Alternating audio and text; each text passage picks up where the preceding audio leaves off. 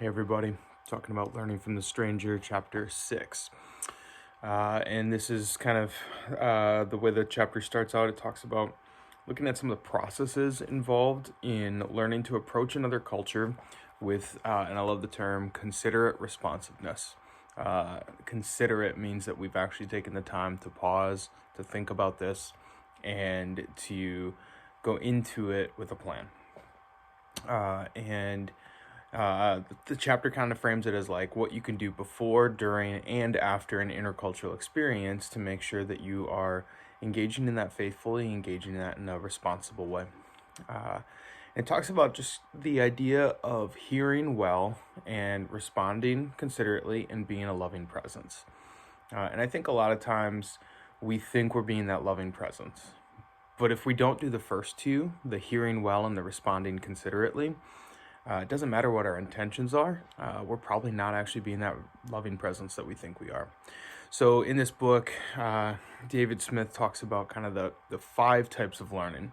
He says there's the one that we always generally tend to lean on, but then there's 4 more that we should maybe start to think about more. The first one is Google learning. It's what can you type into a search engine to figure out what you think you need to know about that culture.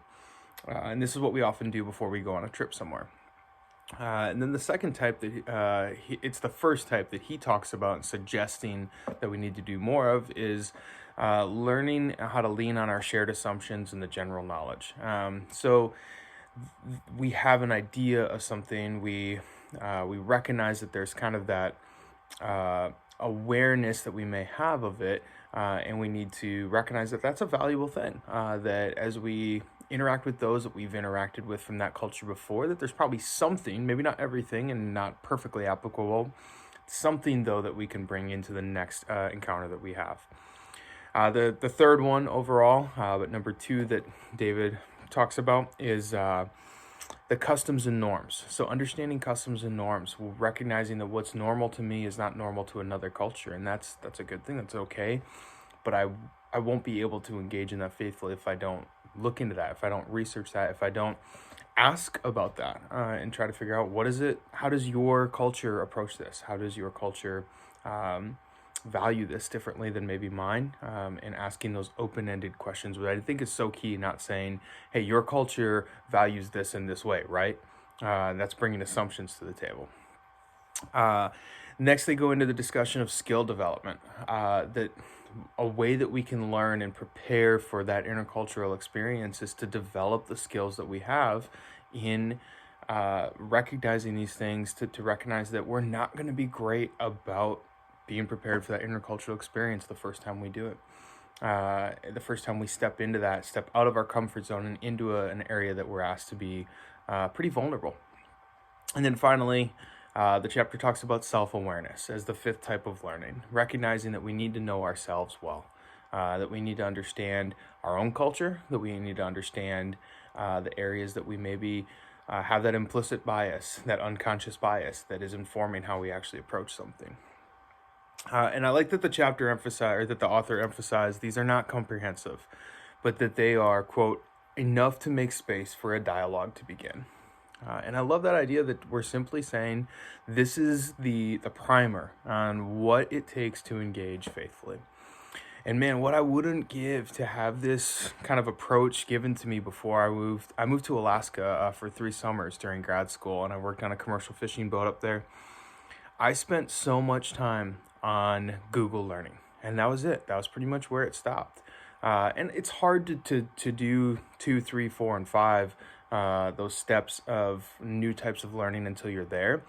And so I did it when I was there, but I thought what I learned on Google, what I read online was enough.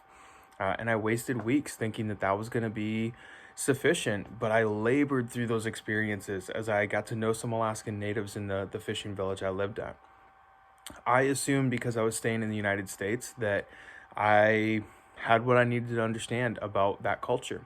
But I feel like I wasted a lot of that time. I jumped to what the chapter called, quote, understanding a cultural other too soon. And my relationship with my new friends that I made up there suffered because I assumed that I understood what ironically, in that situation, I recognize I was the cultural other, but to me, there's this cultural other that I assumed I understood too quickly.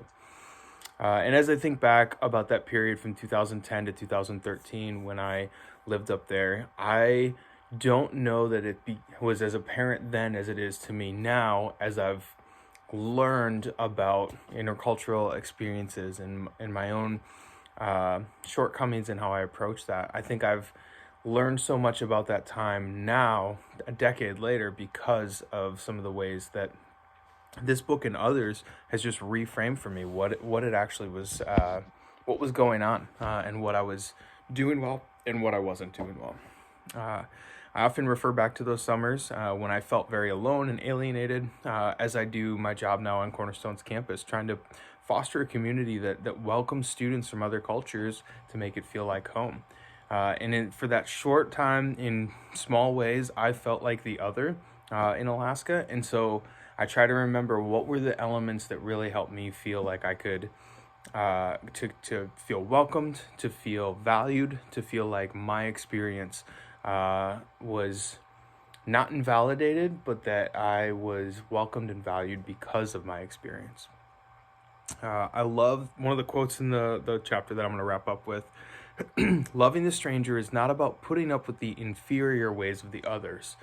It involves realizing that I am a stranger too, that I am that other, that I am not, I'm not any different. I bring value and I bring so much to the table, and yet just because I often normalize what is normal to me does not mean that it is inferior, that it is superior to any other person. And I love that quote. So hopefully at the end of a long week, this was encouraging to each of you the same way this chapter encouraged me. Praying for you all, because I know this is a unique and wild and challenging season for all of us, professionally and personally. So just know that I'm praying for you guys, and hopefully we're being challenged not only in this book, but in other ways through this class. Thanks, guys.